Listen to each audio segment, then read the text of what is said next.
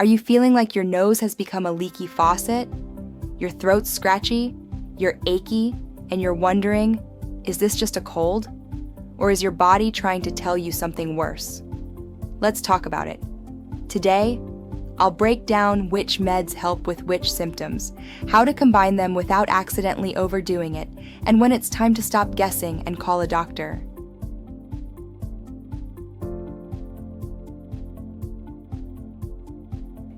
Let's start with when you should start worrying that it's more than just a cold. Here's a quick way to tell the difference. Colds usually develop slowly and remain mild. Flu hits you fast, with fever, chills, and body aches. COVID-19 can present in either way, but often includes symptoms such as loss of taste or smell. Pneumonia, on the other hand, typically presents with high fever, shortness of breath, chest pain, and a deeper, more productive cough, sometimes accompanied by yellow or green mucus. Most colds? Annoying, but no big deal. A few sniffles, a bit of coughing, maybe a slow day on the couch, and you're back on your feet. But if things get worse every day? If you've got a fever that just won't quit, like 3 days or more, if you're short of breath, your chest hurts, or your cough sounds worse, like it's deep, rattly, or painful, that's when you stop Googling and actually visit your doctor, or at least get a proper medical evaluation. It could be the flu, it could be pneumonia.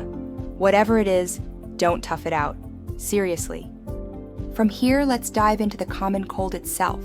First, what should you do if you've got a runny nose and nasal congestion? Okay, runny nose and sneezing, that's histamine doing its thing. You need an antihistamine to shut it down. The chill ones, the non-drowsy ones, are your daytime besties. Zyrtec, cetirizine, Claritin, loratadine, Allegra, fexofenadine. Once a day, no naps required. Now, if your nose is really annoying you at night, you can go with the old school ones like Benadryl, diphenhydramine, or chlortrimeton, chlorpheniramine. They'll knock you out and dry you up, but seriously, don't take them if you've got anything important to do, like driving or thinking. Second, if your nose feels stuffy, blocked, or you're breathing through your mouth all day, a decongestant can help open things up and make you more comfortable, especially if it's interfering with sleep or daily function. There are two main types: Sudafed, pseudoephedrine, and Sudafed PE, phenylephrine. The same brand, but totally different ingredients inside. Sudafed, the one with pseudoephedrine, actually works. But because of strict regulations related to its misuse, it's kept behind the pharmacy counter. You'll need an ID to get it. Sudafed PE has phenylephrine.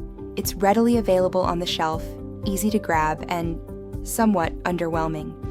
It might help a little, but don't expect magic. Still, if your symptoms are mild and you want something easy to grab, Sudafed PE may offer some relief.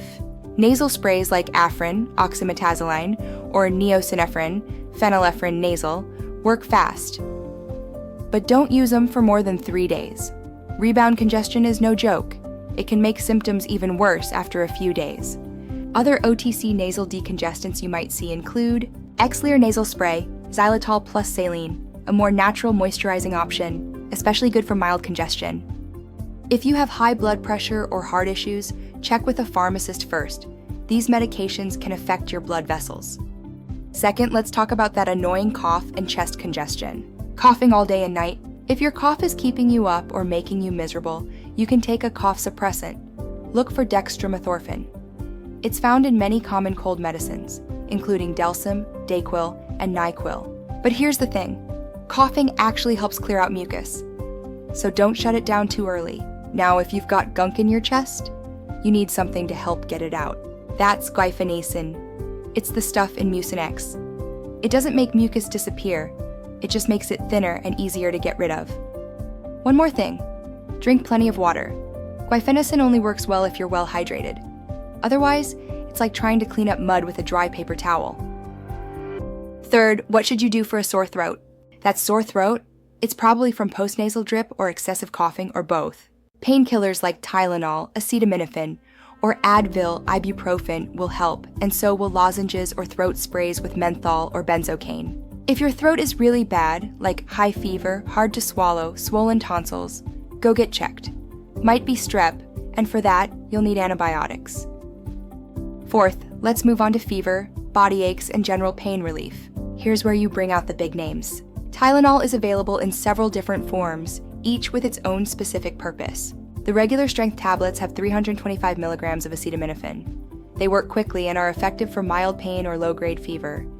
You can take 2 tablets every 4 to 6 hours. Then there's extra strength.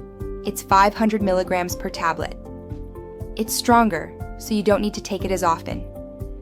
The usual dose is 2 tablets every 6 hours. And finally, the extended release version. Each pill has 650 milligrams. It's designed to last up to 8 hours, so it's perfect if you want longer relief, like for overnight symptoms.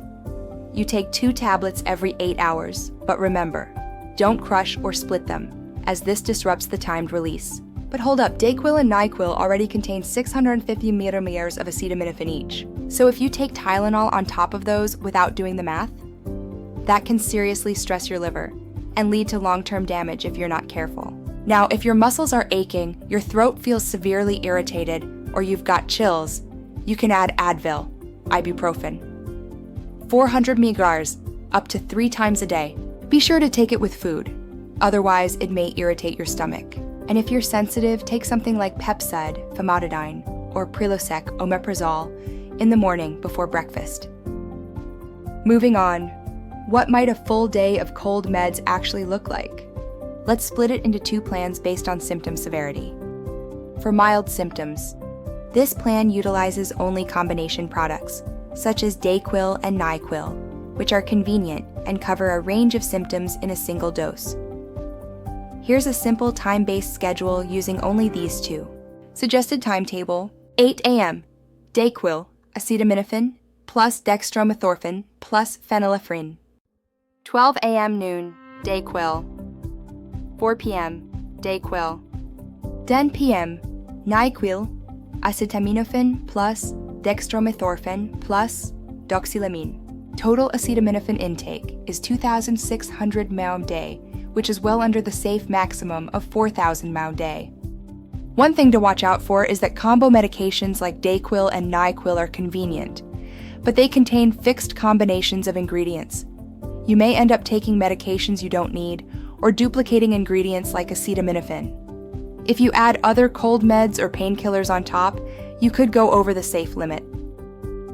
For moderate to severe symptoms, this plan intentionally excludes combination medications, such as Dayquil or NyQuil. Each component is included separately in more substantial, targeted doses. Here's a time-based schedule for more precise symptom management. Morning: Zyrtec, cetirizine, Sudafed, pseudoephedrine, Delsym, dextromethorphan, Mucinex, guaifenesin, Advil, ibuprofen, Prilosec, omeprazole. Afternoon: Sudafed, Advil. Evening: Sudafed, Delsym, Mucinex, Advil. Bedtime: Tylenol ER, 2 tablets, 1,300 mmR, to help prevent overnight fever spikes and relieve muscle aches that tend to worsen in the early morning hours. Here's something to keep in mind. This plan is flexible.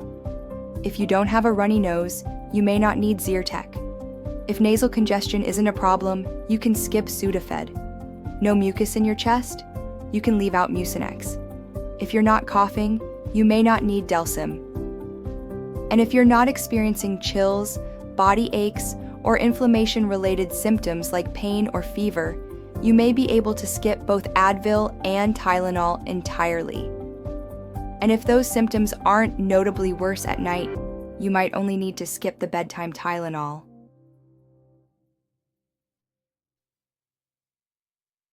To close things out, here's something important to remember. I'm a board-certified internal medicine doctor, and I made this video to help guide you. But I'm not your doctor. I haven't seen you. So take this info as solid guidance, not a substitute for real medical care. Always check with your own doctor or pharmacist if you're not sure. These are the common brand names in the US, but if you're outside the States, look for the active ingredients on the box. That's what really matters. Thanks for watching.